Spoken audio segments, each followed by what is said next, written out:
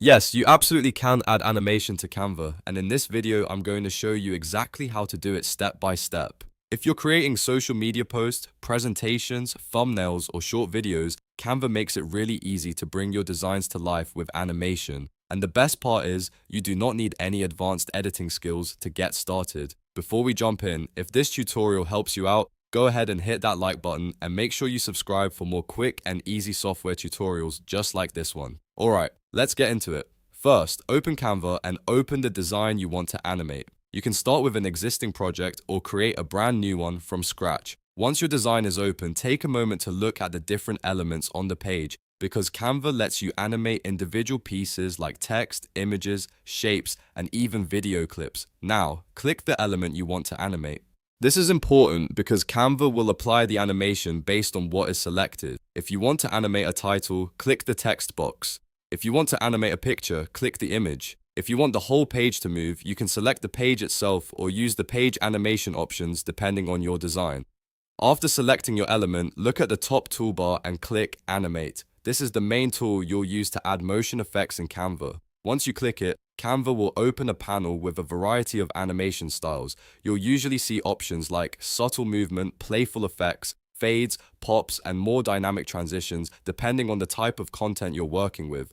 Now choose an animation style that fits your design. For example, if you want something clean and professional, a simple fade or rise effect might work best. If you want your content to feel more energetic and attention-grabbing, you might choose a bounce, pop, or zoom style animation. The key is to match the animation to the purpose of your design so it looks intentional instead of distracting. Once you've selected an animation, Canva will automatically apply it to your chosen element.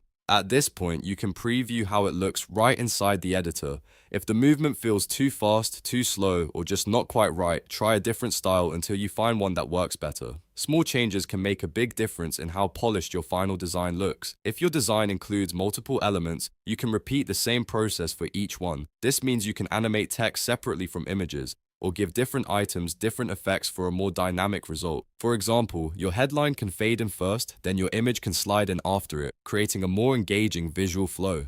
Next, adjust the timing if needed. Depending on the type of design you're creating, timing can be really important. If you're making a social post or short video, you may want to make sure the animation happens quickly enough to hold attention. If you're working on a presentation slide, you may want a smoother, slower reveal. Canva allows you to fine-tune the motion so the final result feels more natural. After that, preview your design one more time. This is the step a lot of people skip, but it's very important. Watching the animation back helps you catch anything that feels off before you export the final file. Check that the motion looks smooth, the text is still easy to read, and the overall design feels balanced. When everything looks good, it's time to download your project. If you want the animation to stay in motion, download it as an MP4. If you need a simple animated image, you can export it as a GIF, depending on your design and Canva plan options. Choose the format that best matches where you plan to use the content. And that's it. Yes, you can add animation to Canva, and now you know exactly how to do it.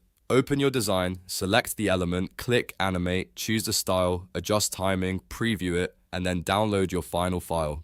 It's a simple process, but it can make your designs look much more professional and engaging. If this video helped, make sure to like, subscribe, and turn on notifications so you don't miss the next tutorial. Thanks for watching, and I'll see you in the next one.